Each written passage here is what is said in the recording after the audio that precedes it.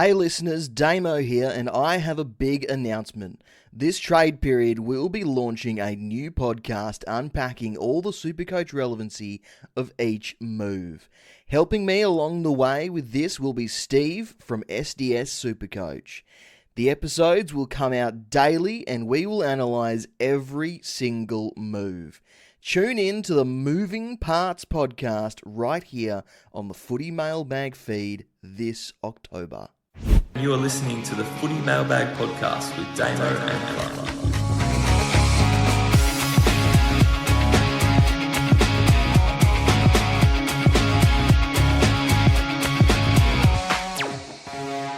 Hello and welcome to the Footy Mailbag. My name is Damo, and as usual, helping me co-host is my good mate Clarky. This isn't the third time we've tried to record this. We definitely have not had technical difficulties.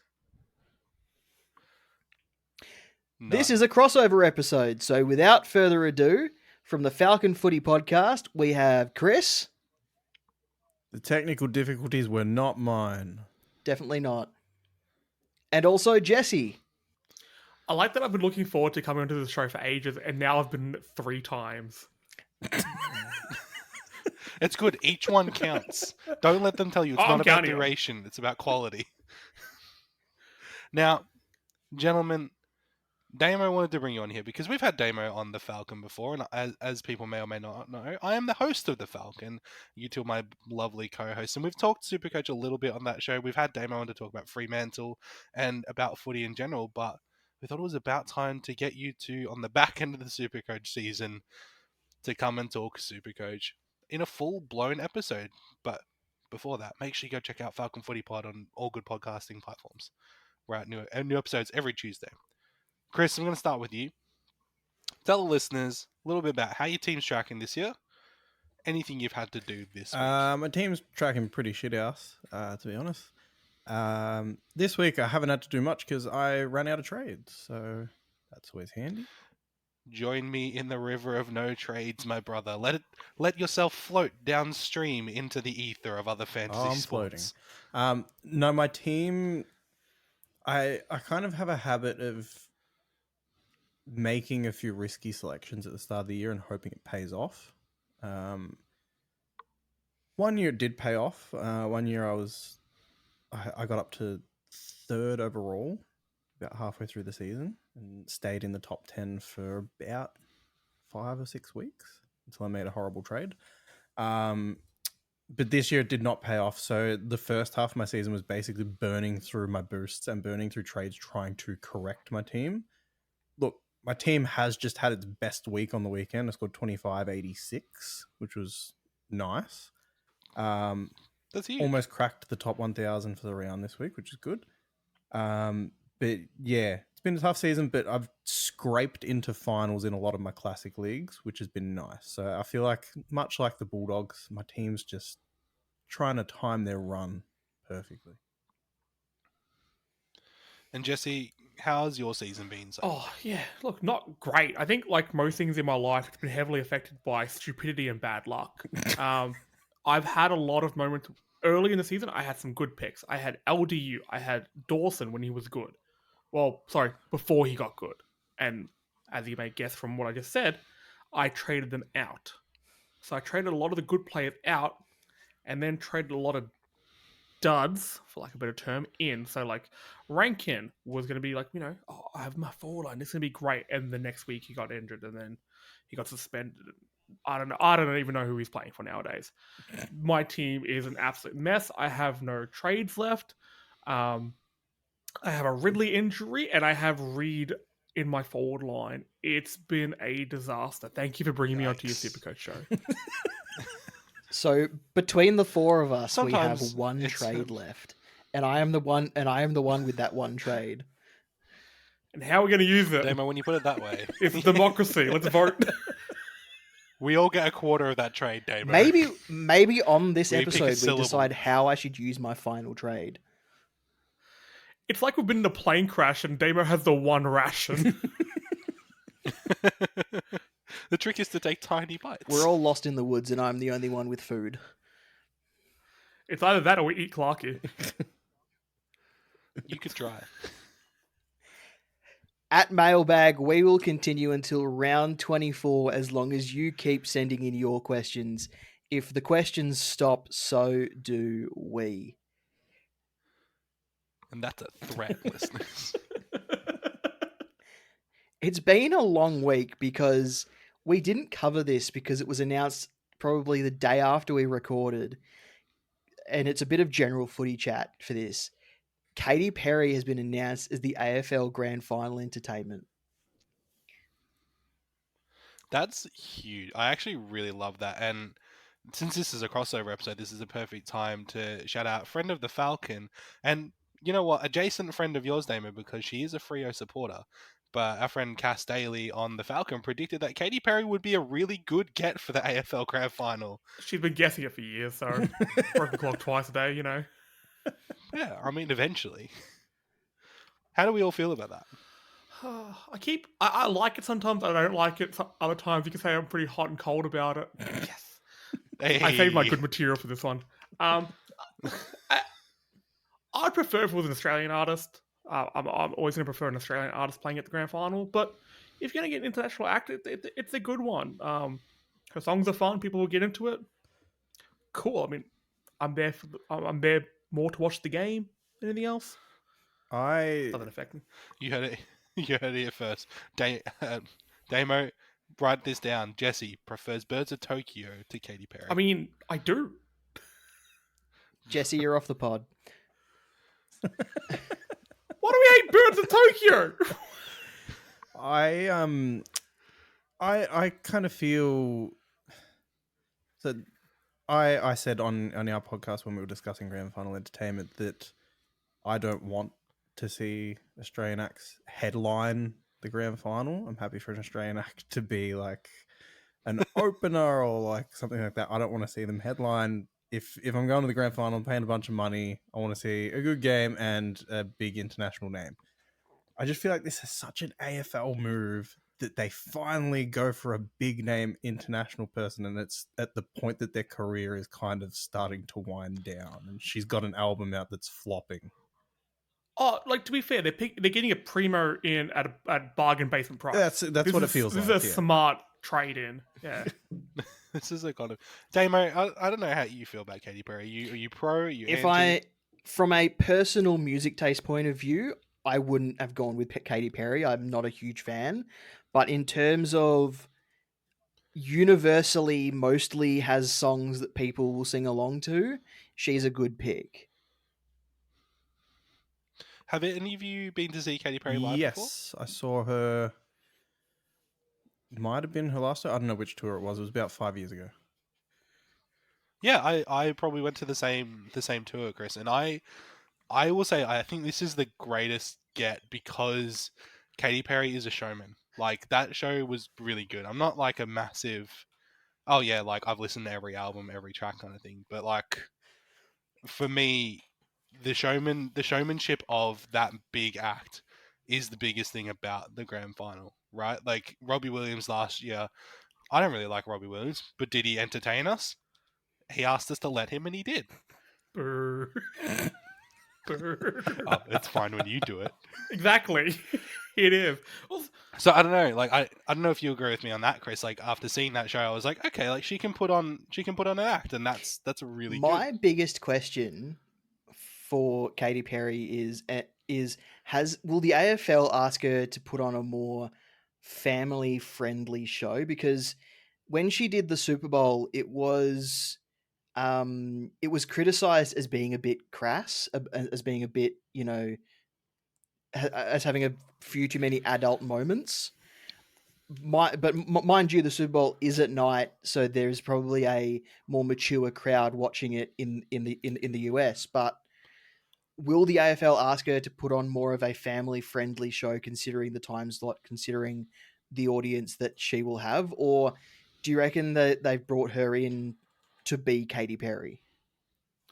I think like time slot and just the event that it is, like Super Bowl halftime, kind of a sexy thing. The AFL halftime, a little bit daggy. It's a little bit going in the shops with your mum kind of vibe to it. It's also, I I think, not to get political here. Look, America on. can be a little Hang more on, let him sensitive cook. about these sort of things. I think we're just like, whatever, sick.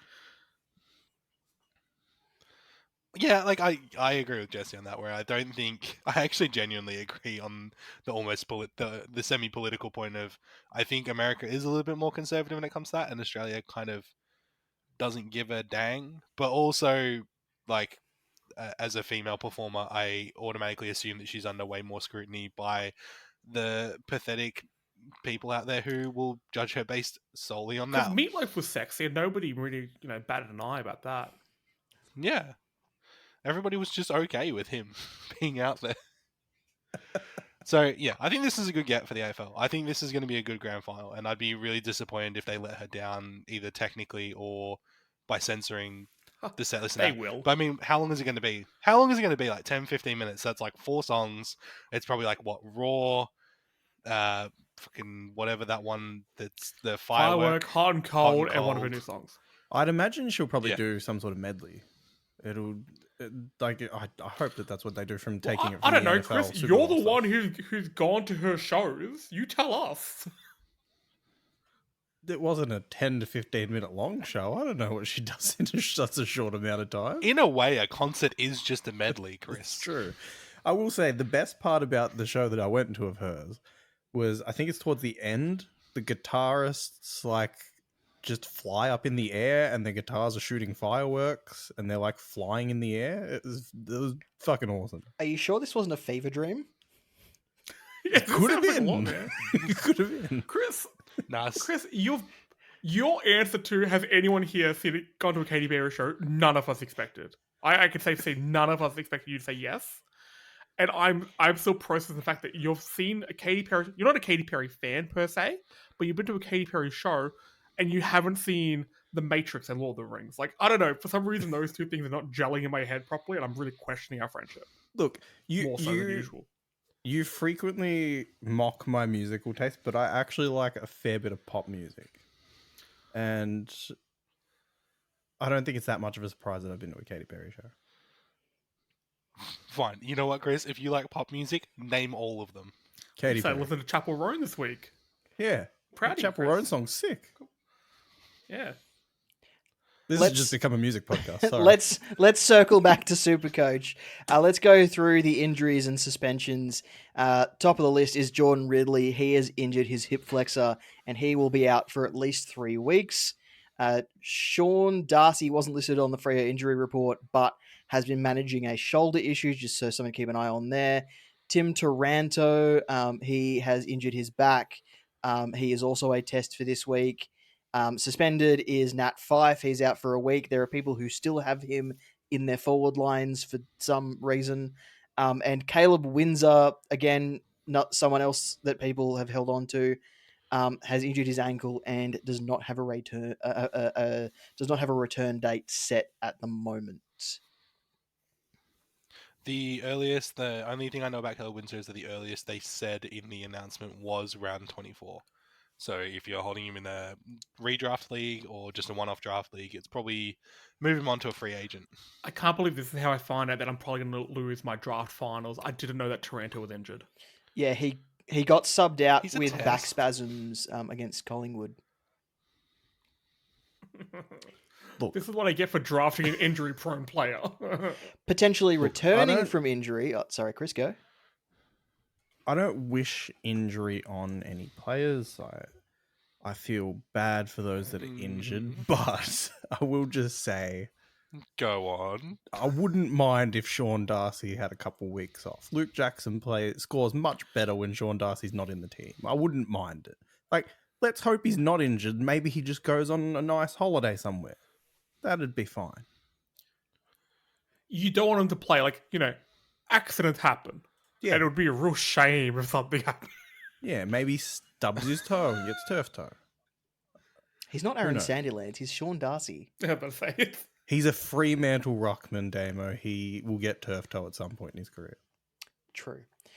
Potentially returning from injury this week is Harry Mackay, Jeremy McGovern, Harris Andrews, Took Miller, Jack Graham. I say this is relevant because he could be tagging Sheasel or LDU. Mateus Philippou, he's relevant because people are trading him in for some reason. And Liam Duggan, who is also in people's teams for some reason. There's a player that you forgot as well Don't who's try to tell likely me that coming l- back, which is Big Nank the Tank. Yeah, he returns from concussion protocols. Correct. Very good. Clarky, it's time for your spark. That's right. It's time for the Spark of the Week. This one is probably going to be no surprise and is probably should be on a lot of people's radars.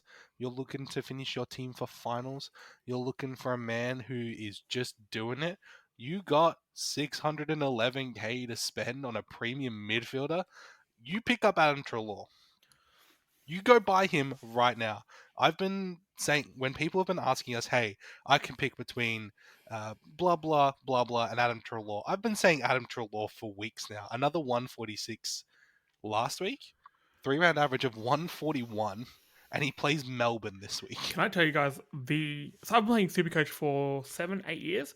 This is the dumbest move I've ever made. I got Treloar in about 5 weeks ago.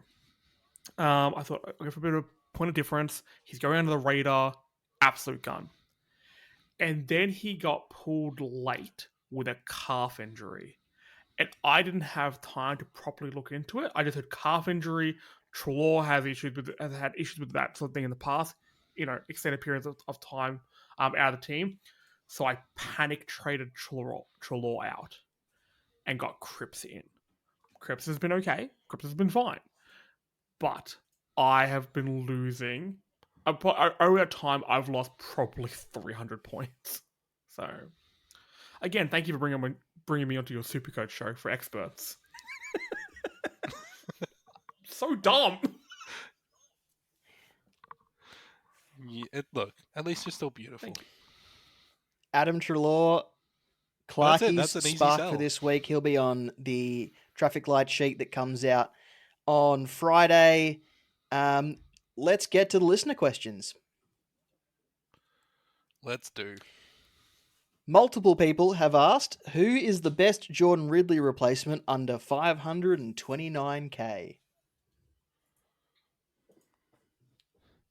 Oh my god, that's the horrible price bracket to be in. So the names that Gentlemen. I was just looking at is Elliot Yeo, Nazaya Wanganeen Malera, and Max Holmes is probably my top three. Yeah, Max Holmes was probably the first name that gravitates to my my mind as someone that you want to get right now. Dan Houston is also 509k, but still has that sort of semi-modified role with Kane Farrell in the team. And just as a roughie, I kind of like Callum Wilkie. He's averaging 101 over his last 5 games, while St Kilda have gone on this massive run. Just looking at the players, I think Max Holmes is a really good pick because somehow he's still quite a point of difference. 11% of teams. He's got a decent run home as well. I don't mind Holmes. I also don't mind Rivers as well. 514k. He's been doing well since he's made that shift in the midfield. Coming up against the Dogs this week, midfielders score well against us for the most part. So yeah, I don't mind him. There's a bit of a pod. Midfielders score well against the Western Bulldogs. Can you tell Isaac Heaney that? He got plenty of the ball. I mean, he just didn't hit targets. That was his issue. If you have more trade and getting some cash out of this isn't a bad option, go wild. Get Matt Roberts. He's had a good run of games. 95, 114, 161. That's an insane thing to say, Jesse. And irresponsible. Hey, it's that time of the year. If you're not going to win it, if you're not going to win the whole thing, get crazy, win a week. The other one I don't mind as a bit of a pod who has hit some form after being a bit shaky early in the year is Dan Rioli. 504k. He's got a 3-round average of 105, 5-round average of 105. He's hit his straps over the last few weeks, so Not a bad option. I don't mind Dan Rioli as a bit of a point of difference for people looking to get ahead in their leagues, especially. So don't mind that one. Next question comes from Tim. Would you sideways Tim English to Rowan Marshall considering the run home?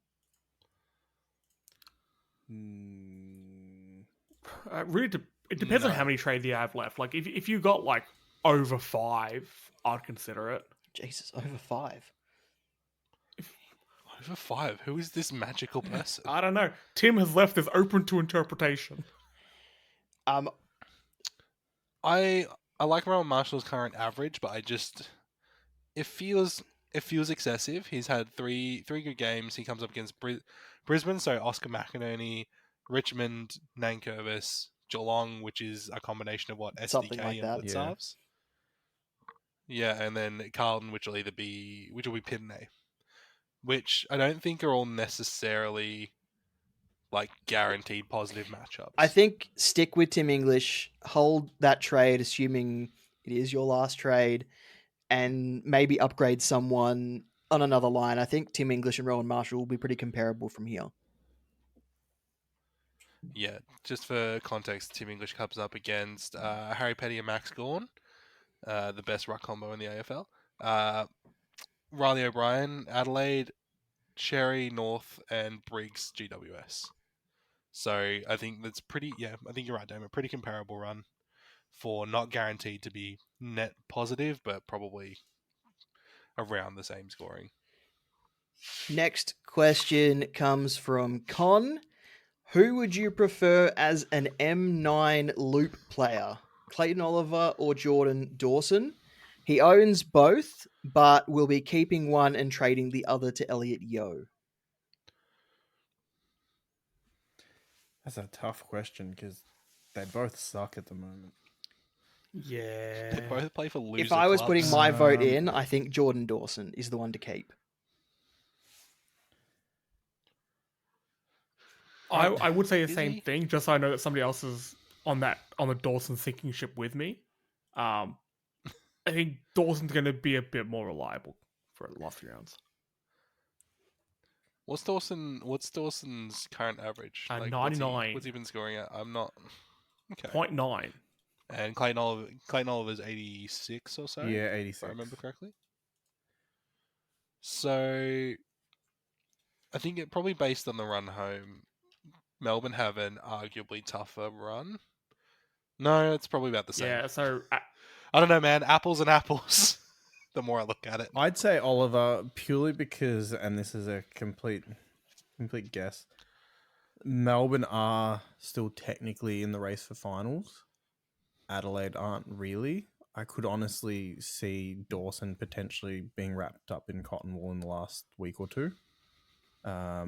Just because he has had a few injuries this year. He hasn't quite been at his best. So I think Oliver's the more likely to play the rest of the games out.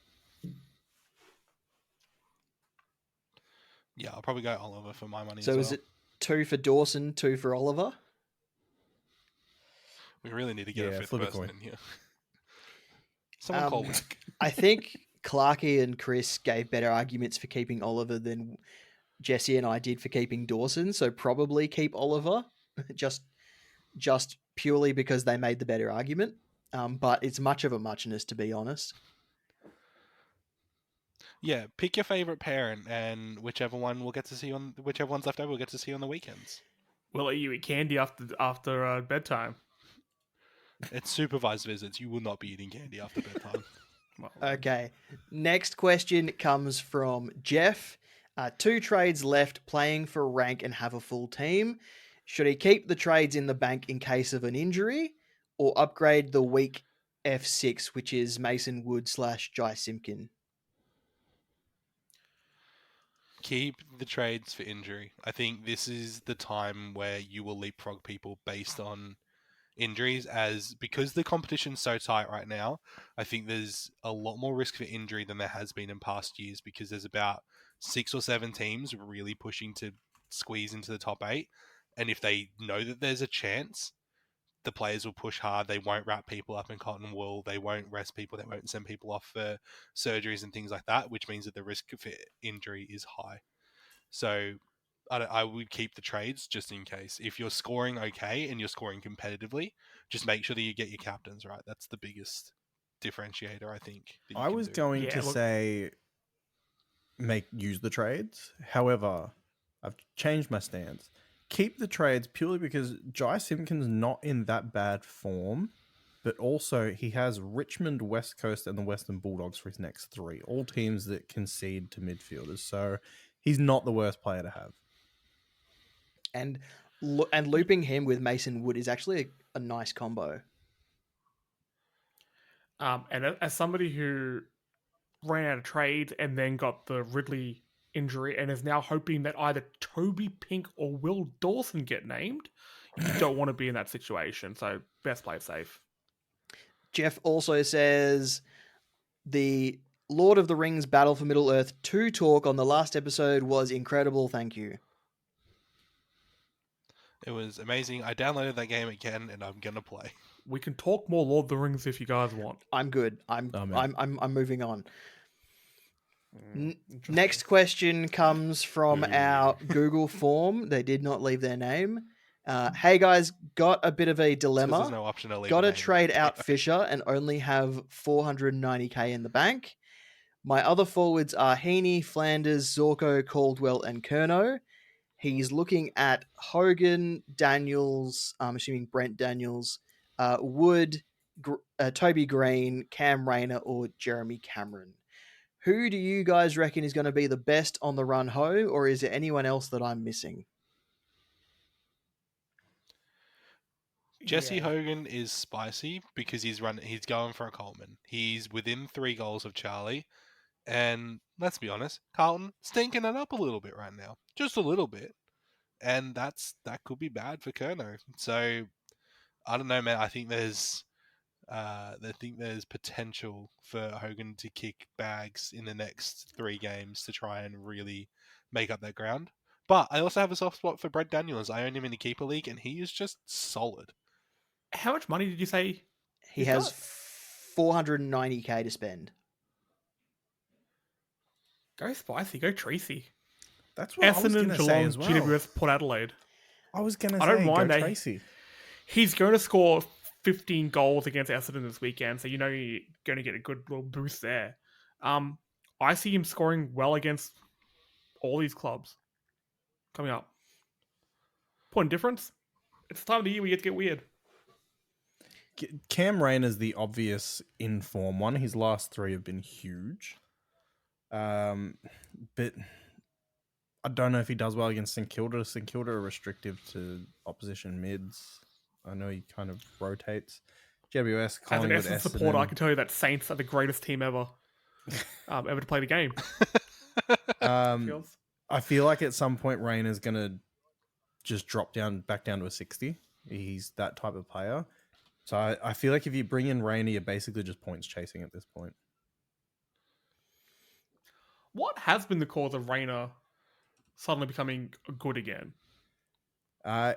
He's just been having bursts. He's kind of become their X Factor player, where he's been kicking goals at important times and getting clearances at important times. And yeah, he's just having bursts. He's not really kind of tearing apart games for the whole thing. He's just having big moments. I don't know much about Brisbane structures, but like, is Ashcroft coming back? Has it shifted a few different things around the team to open him up? Potentially. I don't know. I haven't seen anything different to where he's playing. I think he's just worked into the season finally, and he's kind of been lifted by Brisbane's overall form. I think he's very much a barometer for the way that they play. So if he's playing well, then usually Brisbane are playing well. So I think that's just him benefiting from Brisbane doing good. Speaking of Brisbane, next question also comes from the Google form. In hindsight, are Brisbane geniuses? Brisbane are like a sleeper, have been a sleeper all year. And they're making their run and really putting a stamp on that top 8 potentially top 4. Is that mathematically possible? Yeah, they're second at the moment. They're second. They could. There you go. They could finish first. Where did you think they're Brisbane only 6 were? points off Sydney. I thought they were. Clarky, in your fifth. defense, yes, it is mathematically impossible. Like 2 + 2 is 4. I thought they were 5th, so they're 2 points ahead of Carlton, GWS, and Geelong and Port. Jesus Christ! So that's why I thought for some reason that they were a little bit lower down in that little Cluster. tight knit sort of group there. Yeah, I think there's still a good chance then that they could either slip in or out of that. But based on their current form, like they've won their last 5. They've got St Kilda this week, and I think they'll easily dispatch St Kilda based on the current form. So honestly, as much as I hate to say it, yeah, kind of.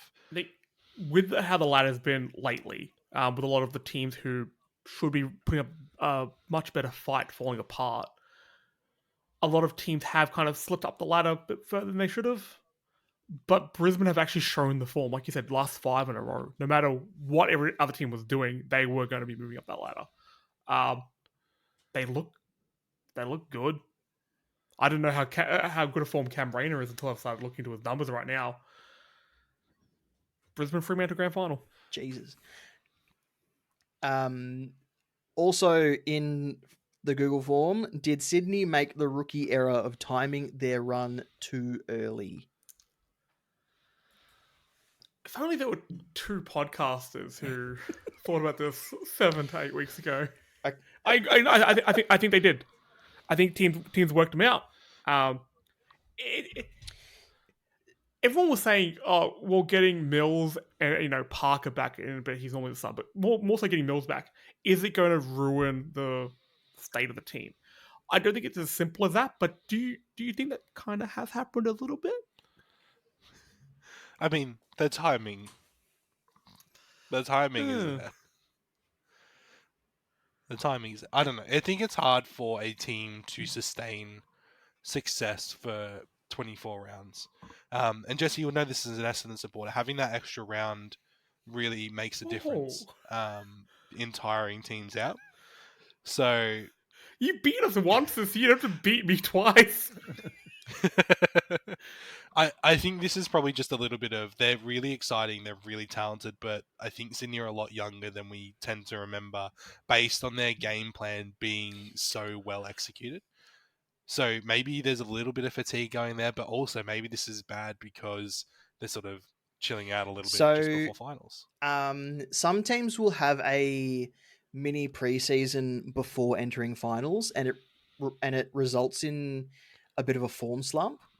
And it usually means that the team goes bang when finals rolls around or in the last few rounds, and the form suddenly returns. And backing this up, 3 hours ago on the AFL website, a writer by the name of Dejan, can't say his last name, he actually wrote an article that said last year Collingwood lost 3 or 4 games between rounds 20 and 23 before winning 4 in a row to win the flag. Melbourne in 2021, Richmond in 2019, and West Coast in 2018 all endured tough runs in the home away season before winning the premiership as well. Demons won 2 of 6 games between rounds 13 and 19. Tigers lost rounds 11 to 13, and Eagles lost rounds 13 to 15. So teams have these sorts of down patches. So Sydney's probably not out of it. It's just probably unfortunate where they're having their slump when the ladder is so tight. But can they, like Collingwood last year, rely on a bad umpiring call to win the grand final? I don't know. I wouldn't want to put all my eggs in that basket. Well, they relied on a bad umpiring call to get them in the finals last season, so well played.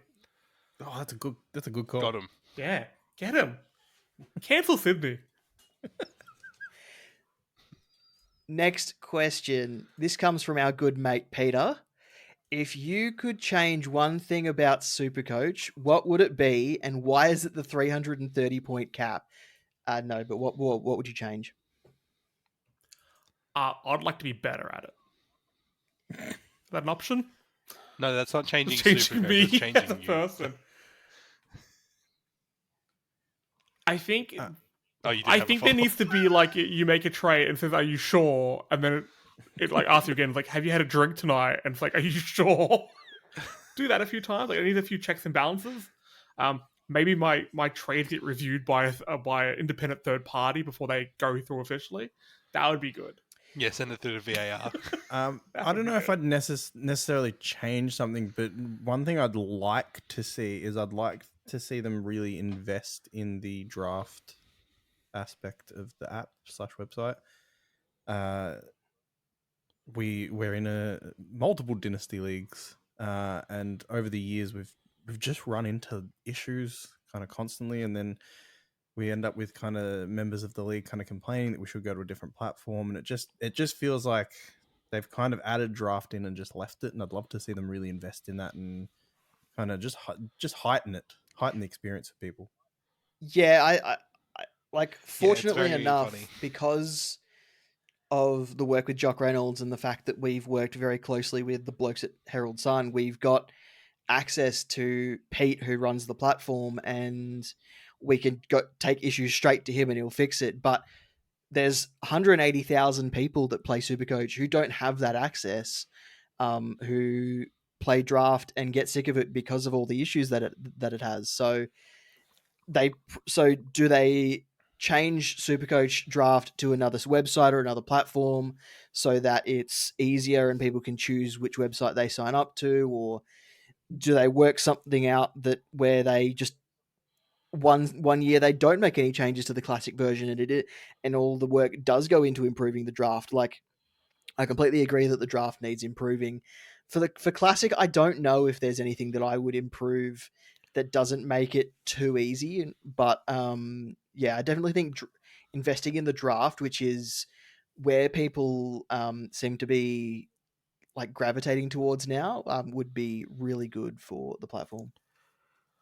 I do actually have a genuine answer to the classic thing. So this year, or in the last few years, I've had a fair few friends start playing Supercoach, and the question I always get asked after a few months is, what is the captain's loophole? How does it work?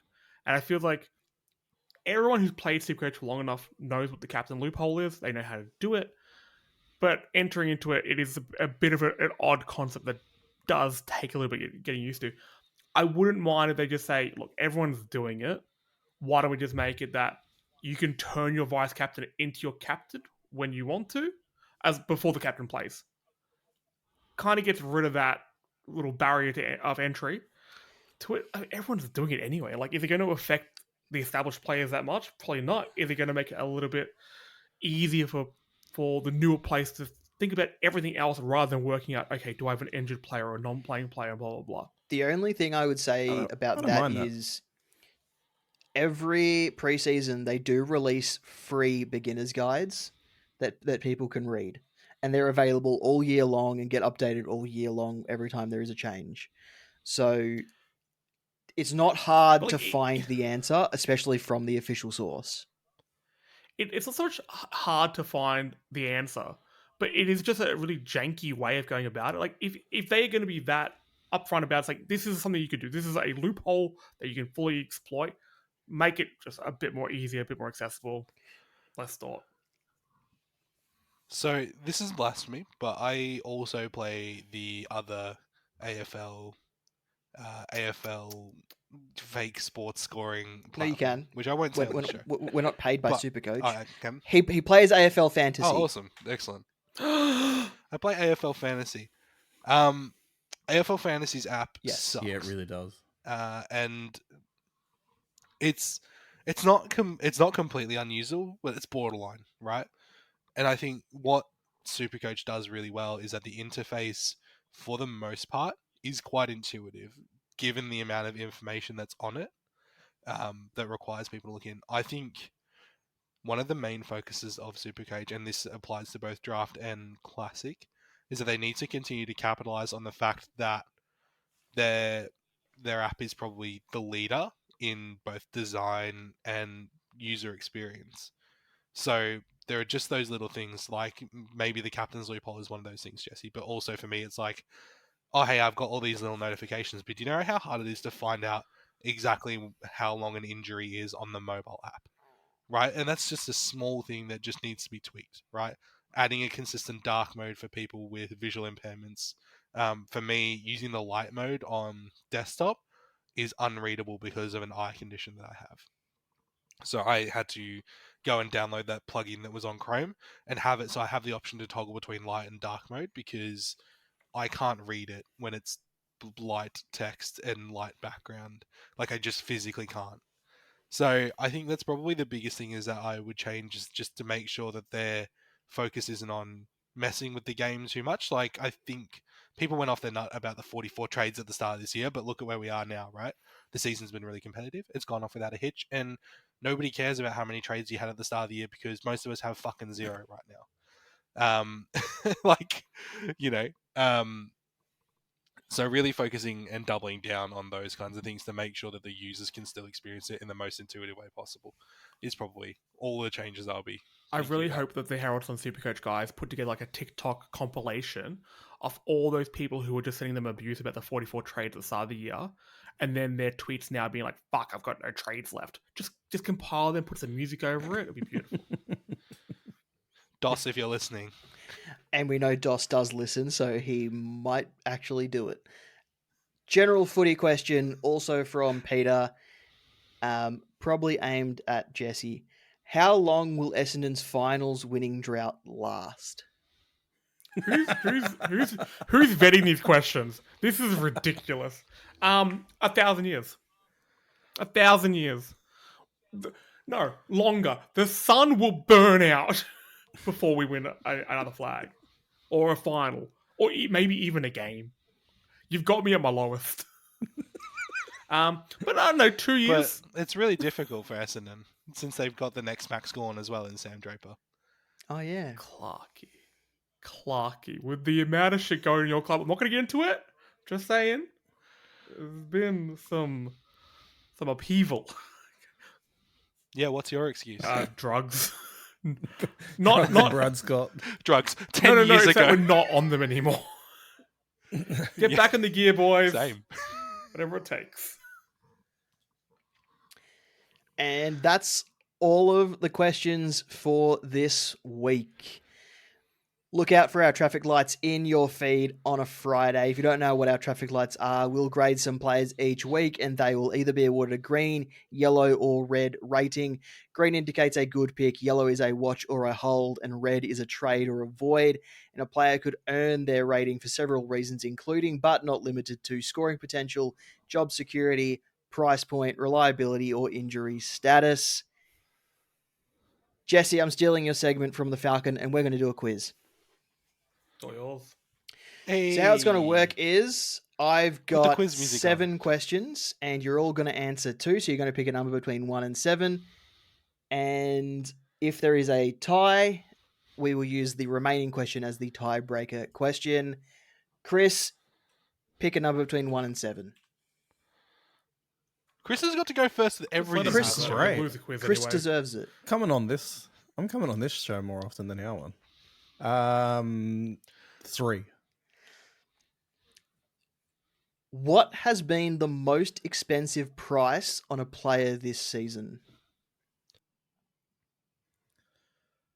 Do I have to get it exact, or is it like closest to? I'm the only one answering. To the closest 1,000. The closest 1,000. Closest I 1,000. know Doesn't that make it much easier. Bont got up over 700. I know that. I'm gonna say 723,000.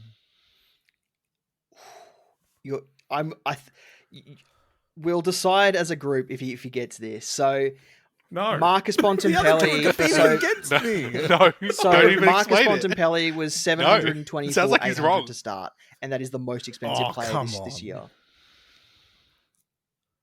I don't know, Chris. If you wanted the point, you should have got it right. I mean, it's a quiz. The point is to get the right answer, not the Is wrong You that- know what? I'm not Is asking you. that- I'm the quiz master. Chris Is gets that the more point. than plus? Yeah. Is that more than plus or minus Okay. 1,000? So, Clark, you remember for the next question? You just need it close enough. Hey, I mean, it's I'm the vibe. I'm running the quiz, and I'll tell you if it's right or wrong. All right? That's what the thing Nah, is. that's I'm right. used to having that power. Jesse, pick a number between 1 and 7 that isn't number 3.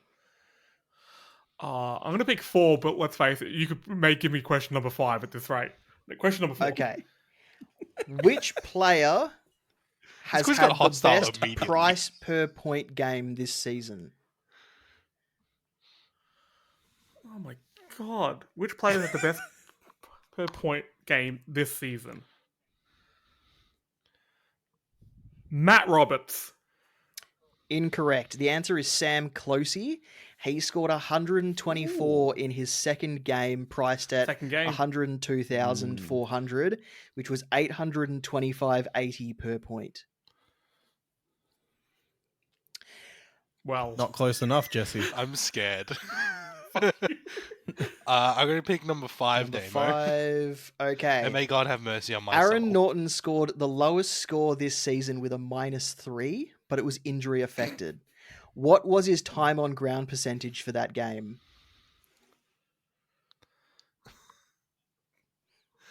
I'm going to go with 23%. I'm going to give it to you. It's 22. Nah, That's not he's bad. not right. Don't give it to him. I would argue Chris, I'll take it. that Chris, Matt Roberts Chris, is close to Sam Chris. Closey. If he doesn't get that, you don't get yours. Okay, yeah, give it to him. What about me? But you didn't even. I think I was You close. didn't even say I the think I was right. closey enough. You didn't say the. You didn't even say the right player, Jesse. Okay, All the right team. Chris, back to you. You can choose 1, 2, 6 or 7. 6 or 7.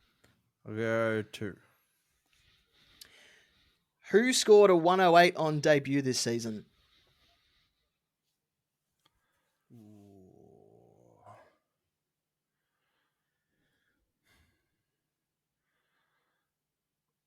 Was it Closey?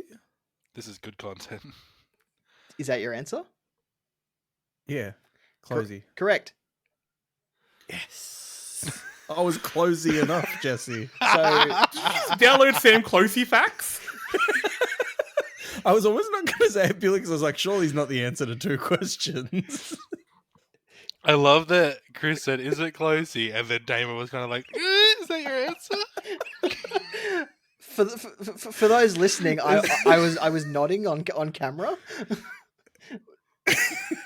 What is this Damon What and is happening Chris here? alliance that I wasn't expecting? Jesse, 1, 6 or 7.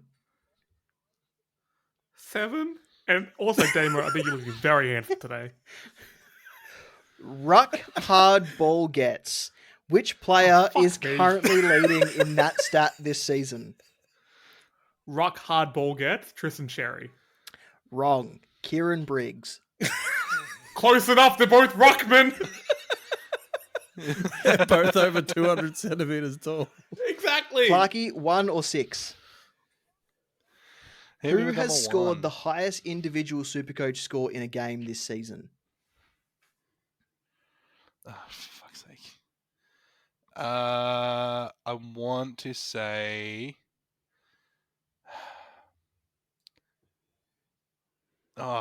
This is. I can't remember, but it was close to, but not quite a 200. Don't say I'm going to closey. say Sheasel. I'm going to say Sheasel, but I feel like Zorko Boo has had like a 170 plus. Dacos this week had like a 150 or something like that, which is pretty high. And it was Sheasel. He had a 160 this Incorrect. week. The answer is Luke Ryan scored a 197 against Richmond in round 8. Yep. I was going to say Sarong because I'm pretty sure we got a 180 early in the season. So, Chris, you got 2 points. Does he get an extra Jesse, point for being close on his non-guess? You got Guessing the 0. right club. 0 is pretty close to 2. And Clarky, you got 1. So the winner is Chris. Yeah. I think it's a draw. Hey, Chris, Quiz on boo. a show actually It's win. close to being. Yeah, this Absolutely is a boo moment. handheld through that. Do you No, guys it want to know what the 7th question was? Yes. Okay, All or nothing. Do it for all or No, nothing. I still win. We all Okay. get guess. Still win. Dave will Who break all or had the nothing. biggest price drop in a He's the single quizmaster. round this season? Clayton Oliver. Wrong. Max I was Gawn. gonna say Max Gawn. Also wrong. The answer is Dom Sheed lost 90,500 in a single round. I don't think any of us would have gotten that if we just kept Jesus. guessing. No. But thanks to that That's quiz, good. Damo. We appreciate you as our host. It was very, very well done. Now, listeners, this is the time where we start doing our captains and vice captains. So we're going to go around the room and do our vice captain options for this week. Damo, I'm going to start with you because you're the first square I looked at. I'm not a square. You are on my screen. My vice captain this week is Sam Flanders up against West Coast. And my captain is Harry Sheasel up against Richmond. Oh, we're just going straight into it. Oh, there's 2 Friday games this week? Gross. What the fuck is the AFL doing? Yeah, the Give me Thursday football, Yeah, I you agree. cowards. the fixture's annoying. Christopher, who are your vice captain and captains for this week? My vice captain, I would agree with Damo, would be Sam Flanders against West Coast. My captain, however, would be Dane Zorko against St Kilda. Boo. Boo Defenders Dane Zorko. against St Kilda, it's a known thing this year. Yeah, Dane Zorko is just a Yeah, that's fuckhead. fair. Jesse, who's your captain and vice What a captain segue from this one week? fuckhead to another. Well, vice captain of Flanders going into Sheasel. I had Sheasel as my captain, as my vice captain, last week at that 160. Saved my ass. So hopefully he can do it again against Richmond. Excellent. And for me this week, for my team specifically, I will be going a vice captain Sheasel into a Lockie Neal against St Kilda. Just because I like Lockie Neal. He's really solid. I can't pass that up as a safe captain option. If Sheasel doesn't pan out, I don't really want to play on both Flanders into Sheasel, just in case something happens to both of them and they Just switch. out of bit of curiosity, advice, do Clarky. none of you have Bontempelli? I have Bont. I have Bont, but I like Flanders against West Coast more than I like Bont against Melbourne. Yeah. Fair enough. Clarky, just a bit of advice. Yeah, Melbourne probably. St Kilda are one of the most restrictive teams to opposition mids for the entire season this year. They're actually plus 0.42 on DFS against inside mids, so they score about their average. Chris is just cocky, full of this quiz confidence. I was close It's full of enough. that quiz confidence. Fuck you. Oh, God. Yeah, they're also, but you are correct that they are plus 14 on general defenders, so they are very good defensive matchup.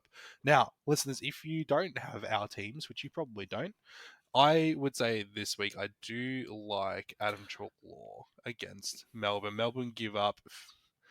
They're a positive matchup against inside mids because we only have Alex Neil-Bullen who might run with someone or Jack Viney who might run with someone, which means Bont gets a lot of the attention and Trelaw will just get to do is going to whatever he score wants because we're playing pretty young. 138. You just take it to the bank. Not even a vice captain. Just put your captaincy on him.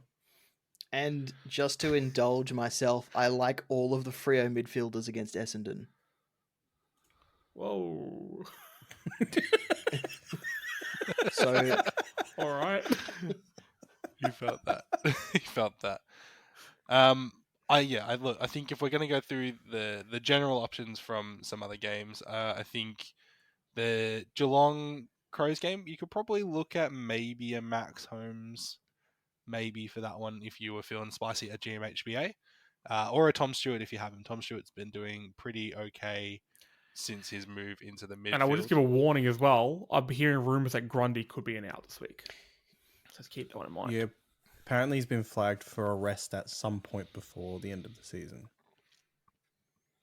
Mm-hmm. Collingwood are playing Carlton this week, so if you are a Nick Dacos owner, Sin Cotter will probably be spending some time kissing him on his little cheek. Just give him a little, just like that. Port are playing Sydney, which could go either way given how Sydney are playing mind you, and given Clarky, how Port are playing. last But- time Yep. Carlton played Collingwood, Sincotta was following Dacos, and Dacos still managed to score 150. Okay. Yeah, but Carlton really need this one. I think they both really need this one. I'm going to be Carlton honest. really need this one. Yeah, GWS are playing the Hawks, so that's generally it's an average matchup against. It will Mids, be a but crazy entertaining game, though. At Manuka Oval, I like Tom Green, Yes. but only as like a last resort option. yeah, Essendon, Freo mids, yes. Sorry, Whatever. and Brisbane defenders against St Kilda. So think of those matchups in mind if you are thinking in your draft leagues that is running captains, because I know that people may not have captain options that are inside the mainstream. So generally, the guys over at DFS have a really good plus or minus matchup table. So head over to dfsaustralia.com and you can find the last 10. It does stats based on the last 10 matches of SuperCoach points based on position, and it gives you an average if it's like a positive or a negative matchup against them based on current form. So that's usually a relatively okay indicator about where you can kind of expect. Really the players great to land. tool. Mort's puts in a lot of work for that website. Yeah, it's a brilliant website. And that's it for this episode of the Footy Mailbag. Thank you for joining us, Chris and Jesse. Where can people find you? Chris, you can go first. You're used to it. You can find me on Twitter at Lowry_16. And you can find me at Falcon Footy Pod on all good podcasting services. Like and subscribe. There may not be another Falcon episode after this. You can find me at Jesse Spanner, where for the next few days I will just be berating Chris. And as always, Close thank you, enough. Clarky. Yeah, you can find me at Quantum JC, also at the Falcon Footy Podcast. This week we had an episode with Tom from the Footy with Brendan Kelly. He came on our show, friend of the Mailbag and friend of the Falcon. And we had Broderick Cordes on as well, and we talked about what it's like being dads and having kids and whether they should go for your team. And there were a lot of unnamed punishments for children that refuse to follow the same team. So go and give that a listen because it was a really, really great episode. But Damo, At Damo SC on Twitter or at the Footy Mailbag on all your good social medias and podcast platforms. Damn right. And if you have listened to this episode all the way through, you owe us. Go give us a rating and review. We need to get into people's ears because we need questions. Damo, you and I are hungry. We're hungry for one thing. That's questions, baby. They can be football related. They can be SuperCoach related. They can be draft. They can be classic. They can be whatever you like. You can ask Damo how he gets his hair so perfect in the morning. I don't have an answer, He'll but I'll answer answer you. We'll put it in the show. Yeah, He's born that's with great. it. But yes, please. And please give us a And rating. make sure and you review. check out SuperCoach rings at supercoachchampion.com for a Super Bowl style ring for your league winner. They do rings for all SuperCoach and fantasy formats. So with AFLW, NFL, NBL, BBL, and Premier League all around the corner, make sure you check them out and get a ring for your league winner. And remember to visit thefootymailbag.net where you can use our Google form if you want to submit a question, but you don't use Twitter because it's a cesspool. Go head over to thefootymailbag.net. We also have shirts and you can find our podcast feed. Thanks for listening. We'll talk next time. Bye. Goodbye. See ya.